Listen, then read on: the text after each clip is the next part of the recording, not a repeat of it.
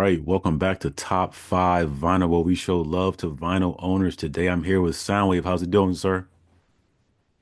I'm great, great. How are you, boss? Not too bad, not too bad.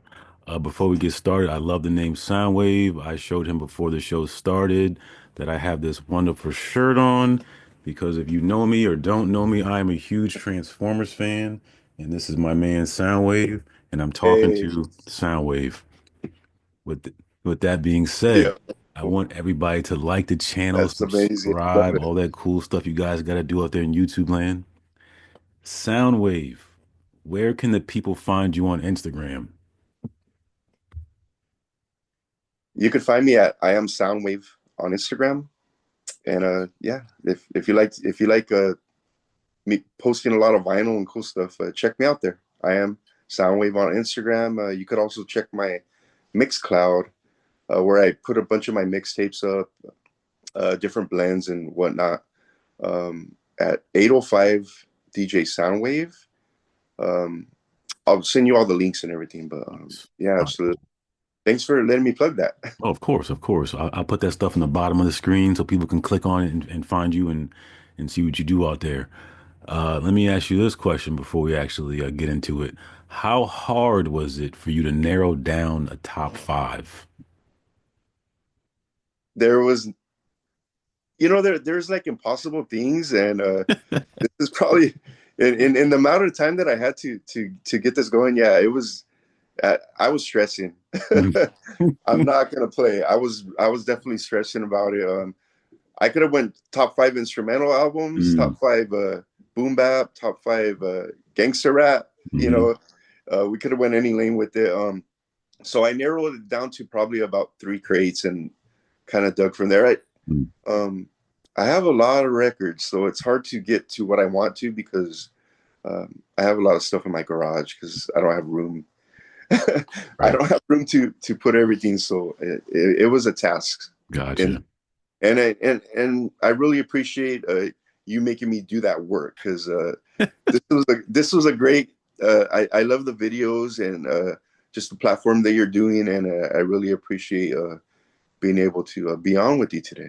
Well, thank you so much. But let's not thank me. Let's thank your buddy Flatline. Flatline is the man. That guy is OG, triple OG, and much respect to him. And his weekly Hip Hop Gods radio show is a great point if you want to get tuned into a lot of the new hip hop and your classic joints. Right, right. Please tap in with Flatline. Nice. Absolutely. So let me ask you this question. Let me flip it. Can you think or do you know the last vinyl record that you bought? Oh man, the last one I probably picked up a few funk funk 12 inches over at Mhm. a swap meet, local Mhm. swap meet. Um, Probably uh, I couldn't name it off the top, but yeah, definitely picked up a few. Probably like last weekend, actually. Mm, mm, I okay. was at an event, a sample event where me and a few buddies were dropping original breaks and samples, and then the hip hop versions of those breaks. So I Okay. definitely picked up a few breaks, and Nice. Okay. I love it. I love it. Now let me ask you this. So growing up, was there a record player in the house? There Mm. was. We had those big coffin type Ha. joints where you had Hmm. to pick up the lid, Hmm. and it had these huge speakers. And I actually, once I moved out of my parents' home, I took that with me to a few of the apartments that I had because I just loved the sound that that thing gave out. And I actually plugged in my turntables into that system.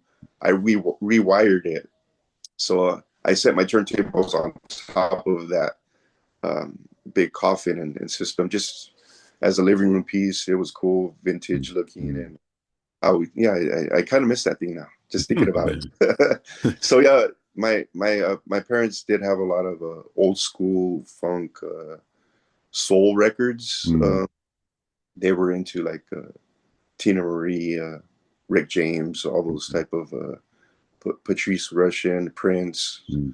all the Michael Jackson stuff and the Jackson family. So yeah, absolutely. I grew up with the record player Okay. in that. And when you grew up with it, was it on or off limits? Could you touch it or no?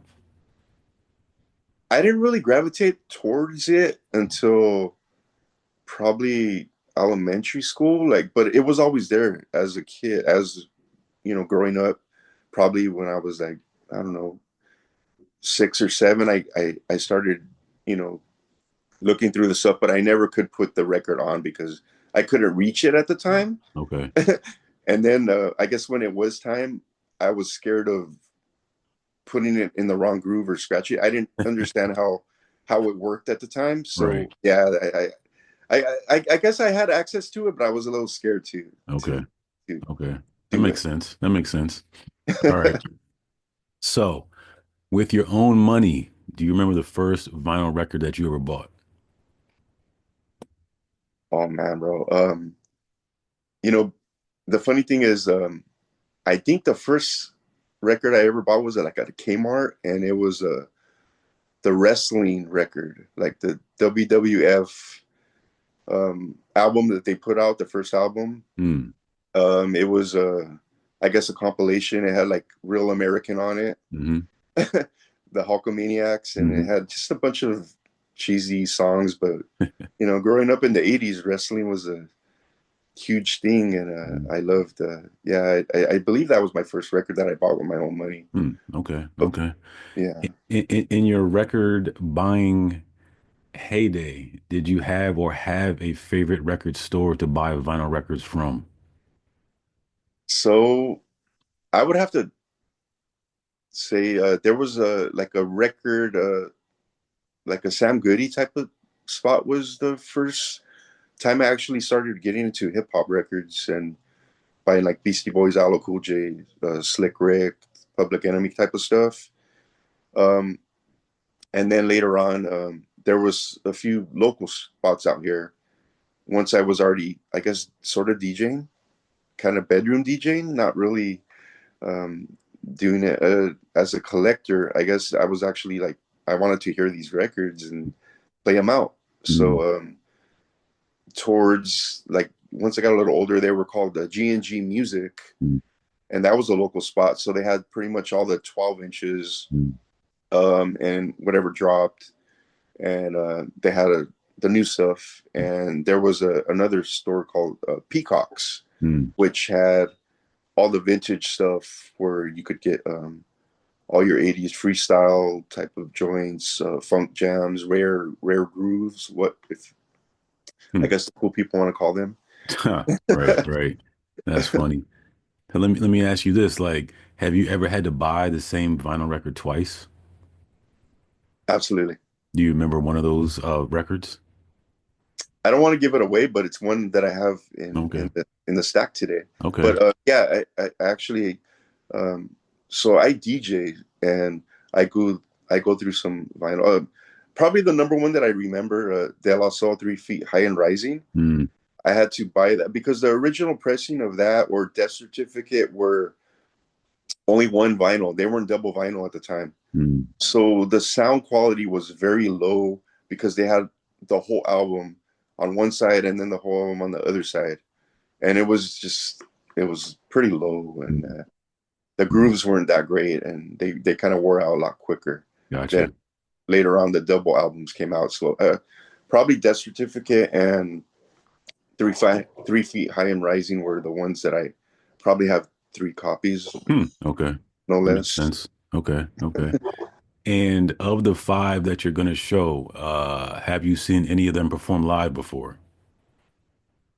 I have. I believe I've seen all of them. Hmm. Yes. Yeah. Hmm. Okay. This might be a first. This might be some exclusive over here. Okay. There's a trick. There's a kind of a tricky one, but I believe I've seen the majority of the artists. One of them is a compilation. I'll Okay. say. Okay. All right, cool. Soundwave. With that said, this is top five vinyl. Can you show me number five? What is the fifth vinyl record that you have in front of you? Okay. So the fifth one is kind of. It never came out as the actual itself vinyl. It's its own album. So I'm gonna go with Sound Bombing 2. Mm, mm, which was a collection of indie artists, a lot of deep underground, Mos Def, Common, all the really dilated, a lot of cool artists that were at the in this indie era. This is kind of with an epitome of things for me. So they dropped a bunch of different singles. This was like the Common joint mm, featuring Sadat X, and this was the original 12-inch that they released, and then they released uh, a bunch of 12-inch to coincide with the album. mm, mm, So it's kind of a train, and they mm. all attach. So this is Ah, I another see it. I single, see it. Yep. and then this is the next single, Hmm. and so forth. So this album is very special to me because DJ Babu and J Rock, two of my greatest influences, two of my favorite DJs. They did a mixed compilation of all new music, and they released it as a mixtape. Mm, And it's just one of my favorite joints I ever heard. And I have the CD and cassette, mm, but on the vinyl format, it never came out as an actual album. mm, mm. So it's all connection of 12 Bunch inches. of singles, right? So, yeah, so I don't know. I'm kind of breaking the format. I'm sorry, but No, no, no. I had to, it's just like I seen that and I was like kind of trying to decide, do I use this one or not? But it just really means a lot to me. So Yeah, I need that to be in there. absolutely. I get it. I understand 100%. All right, cool. So that's your number five. Let's go ahead and take a look at your number four.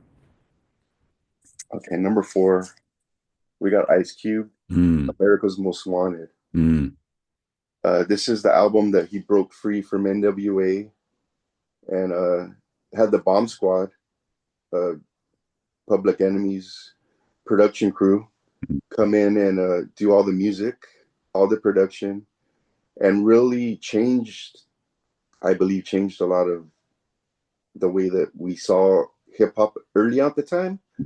We never seen a major West Coast artist work with any East Coast artists, and the Yo MTV rap era and all these the box and just video formats. This is the only way we got to see what was going on as far as like our favorite artists, mhm, because there wasn't, we couldn't like just mm. follow them. We Right. couldn't follow them on Instagram or even check them out on the internet because the internet wasn't around. Like this is 1990 right here. Mhm.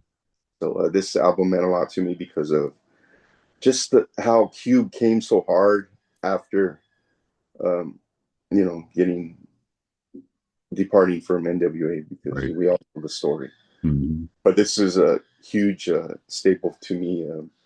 The production is amazing. Cube just couldn't have come out with a better album to me at the time, and this is really important to me. I love this album. Yeah. Nice. All right, cool. That's your number four. Let's Yes, go sir. ahead and take a look at your number three. Okay, number three,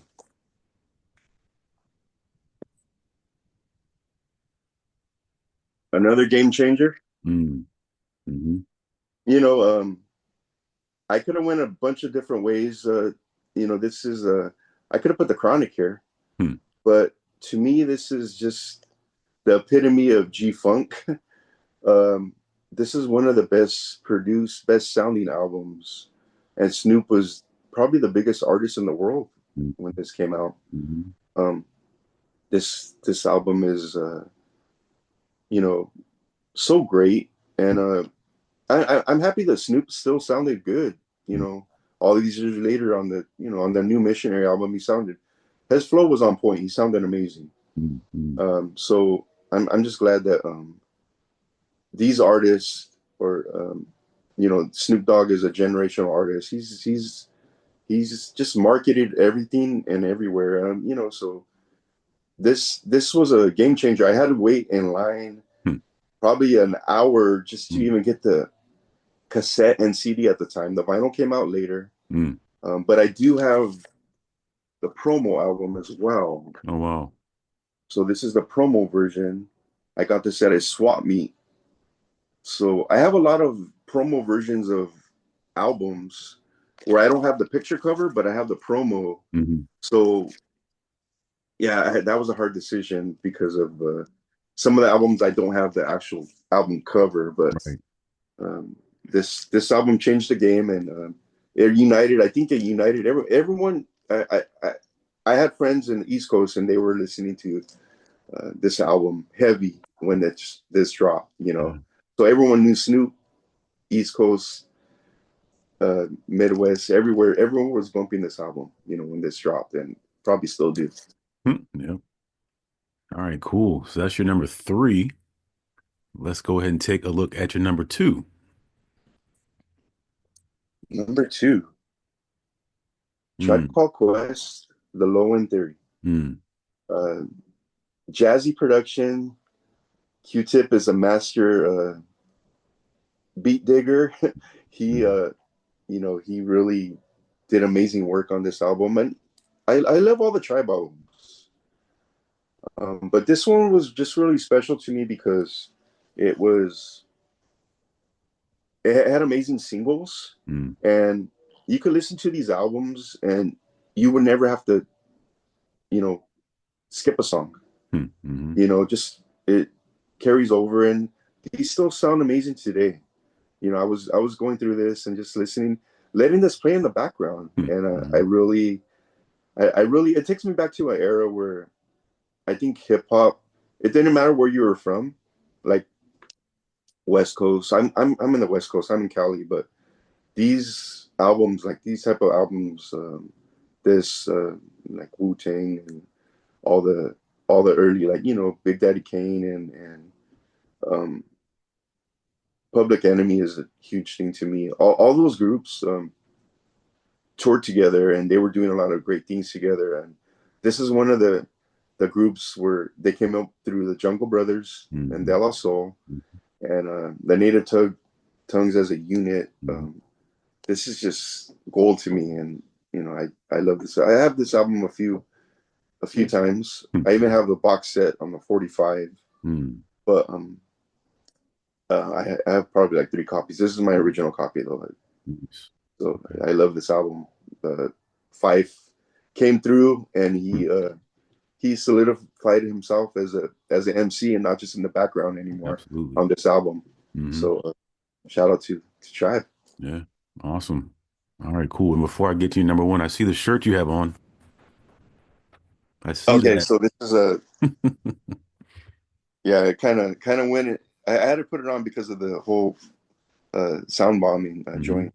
This was a Beat Junkies exclusive listening session they had early last year, 2024, where they did an interview, a Q&A type of joint with of fans, and they talk about the making of the sound bombing album. I wasn't able to attend, but I, I was able to get the shirt and a poster um, through their website, the Beat Mm-hmm. Junkies website. So Beat Junkies are a huge major influence in the these just the DJ community. Some of my favorite DJs are members of the Beat Junkies, and I just really love their style and kind of crafting the way they blend, and it kind of influenced me hugely, and as far as like production and making mixtapes. So shout out to the Beat Mm. Junkies. That's awesome. Okay. Soundwave for the grand finale. Oh man, What do we have for number one? number one, Mm. Nas. Mm. What's special about this particular copy? It's a promo copy, Hmm. still sealed, never been opened, Hmm. and I have the promo sticker still on it. Oh wow. Hmm. Yep. So this actual copy I got at a swap meet. So this guy who used to have a lot of, he would have all the new releases before they came out. I'm sure he was part of some, just record crew or DJ service. and they would get advances of a lot of the albums. So I would always go to this guy and get whatever new 12 inches or promo singles were out. Um, so I got this for $2 at Hmm. the time when Wow. it came out. But this album, the way that Nas, this I believe he was 19 when he released this album. Mm. So we first heard him on live at the barbecue. Right. Um, and I was always like, oh, Hmm. when is he gonna drop his joint? You know, what's gonna happen with Nas? Um, so when It Ain't Hard to Tell came out, you know, we just that single was just so beautifully produced, and just the selection of producers that Nas got out the gate with his first album is amazing. And a lot of people give Nas a hard time because of his beat selections on his later work, you know. But this is phenomenal. Probably, I could rank this with any genre of music, and it could possibly be in the top 10 of any type of music ever put out. I love this album. I probably have 3 copies. I even have a live version of Illmatic Orchestra, I believe, like the vinyl. Mm, mm. So, but to me, this is the epitome of hip hop right here. What it all means, the boom bap era, and everything. Just growing up, this album was amazing to me, and I still love it to this day. Yeah. Yeah. Amazing album. All right, cool. Well, thank you so much for sharing your top 5 vinyl records with me, sir. Oh, it was a pleasure, and I love your videos, and I'm gonna tune into whatever one drops, and hope to do this again soon, and we'll do a different top 5. But this was great. You being able to make me pull some stuff out, That's and fun. I had a great time. It was a pleasure. Thanks so much. Oh yeah, pleasure's Appreciate all you. mine. Appreciate it. We'll talk soon, man. Have a good one. Thank you. Oh yeah.